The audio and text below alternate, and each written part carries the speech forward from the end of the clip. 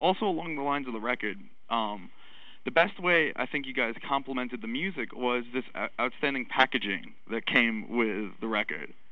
Oh Which, yeah, which, well, which really, like, I hate the phrase "don't judge a book by its cover," but I was immediately attracted to the record as soon as I saw like the little promo video for how I get to open it up.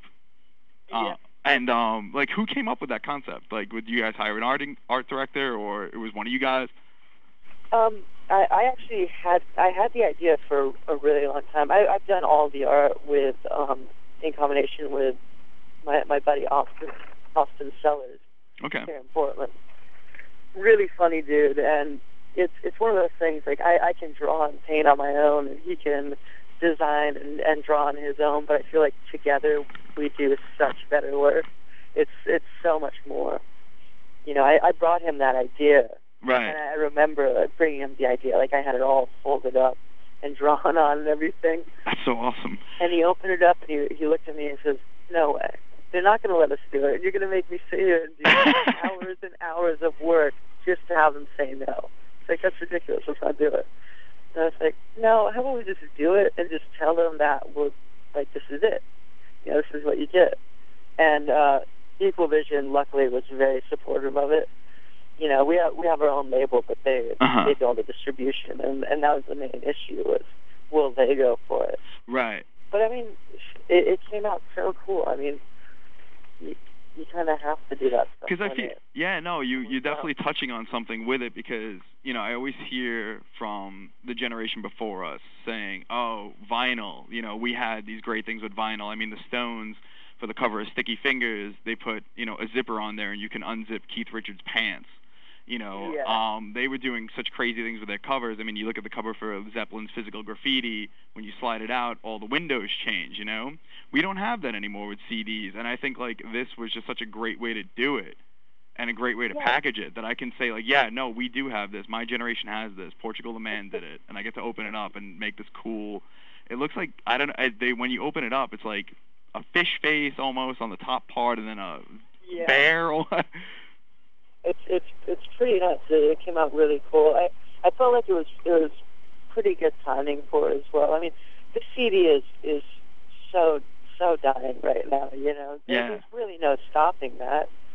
And I really feel like you have to look at what has lasted throughout everything, which is vinyl. The record has lasted. The LP has lasted longer than anything else. Mm-hmm. It's because it's so physical. It's such a, it's an event when you put on a record. It's so true. You sit down, you take out the record, you put it on, and you listen to the album. And you have this full piece of artwork. And I felt like this was kind of a, an ending to our CD chapter somewhat. Mm-hmm. In saying, like, this is, like, our big CD package, and I really want to do more with vinyl. It's just more fun to work with anyway. Oh, of course. You have so much more space, so much more to do with it. And you a big vinyl junkie? To do this. I live in a van. Oh, okay. Well, so I can't really get to that, but I definitely have an appreciation for it. Cool. Now just a couple more to wrap up. Now, you've done a ton of festivals here in the States and all over Europe this past summer, and one headline that struck me after I got back from Lollapalooza was Enemy Magazine had said that to skip major headliners like Coldplay and the reunited Blur to see Portugal the Man. How do you feel about this? That was probably the coolest thing that anybody has ever said. It said, like, fuck Blur, to see Portugal the Man. That was like that was the exact headline. Yeah. Which was so crazy. Like, we had never been to London before. We had never been to the UK, and it was just like we sent that record over, and things have been so cool. And Enemy especially has been so good to us. Right.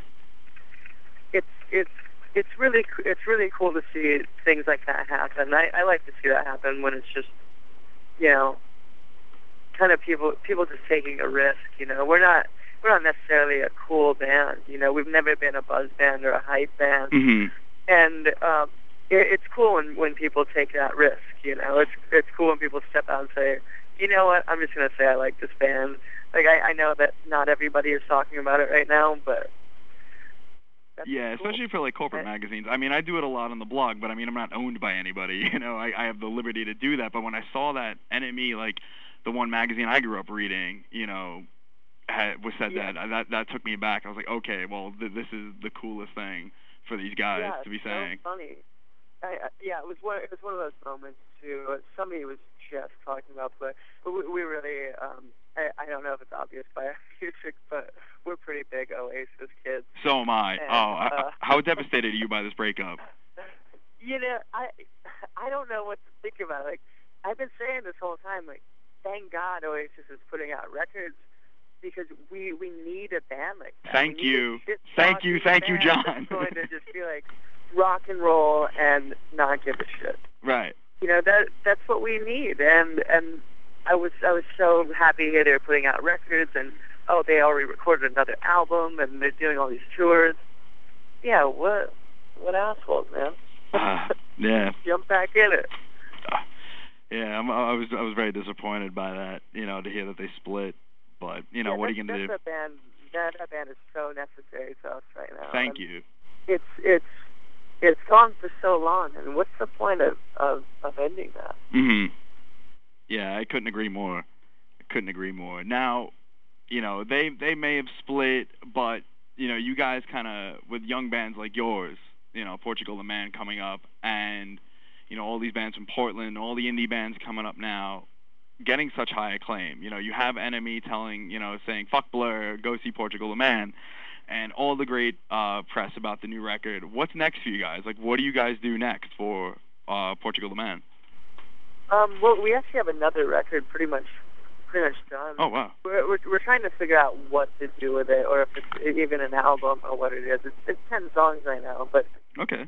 It's a big story about the people that I grew up with in Alaska, like out of high school, and it's kind of that darker side of Alaska that we talked about at the beginning. All right. Which was fun to write about. I mean, it wasn't necessarily fun to write about. It's probably the darkest thing we have and darkest thing I've written. But you know, the suicide rate is crazy in Alaska. Guns are crazy in Alaska. Drugs are crazy in Alaska. You know, people are crazy in Alaska. You get that combination going, you got something bad. You got some pretty disastrous stuff. Well, you know, I look forward to it. You know, no matter what you guys do, you know, you have my attention now. As I said, Lollapalooza, seeing you guys there, one of like the breakout sets of the whole weekend. You know, completely insane. You know, I never really paid much attention, I'm gonna admit, you know, before that, and then seeing you guys live was incredible. Yeah, I feel like, man, I feel like we've never really gone into the studio with what we do live, and it's so much fun for us. You know, the studio is always so rushed. Right. Because we don't write before we go in. We just do it. Really? Yeah, the Satanic Satanist is the first time that I ever wrote in advance to the studio. Okay. And it was simply because we were recording with Paul Coldery, and, you know, everything that he had done was just like, shit, I can't walk into this dude and be like, yeah, I didn't really write anything, but it's cool. I always do this. Like, I just couldn't bring myself to do that to him. So of course. I said that, and with the song structures and everything, really wanting to get that stuff perfect, it made sense to sit down with it. So pre-production was basically what I did in the studio before, which was hit record and play guitar, and whatever happens is what the song is. The magic is in there. Yeah. Very cool. Go for it. All right, John, that's it for now. Yo, thank you so much, man. Oh, yeah, of course, man.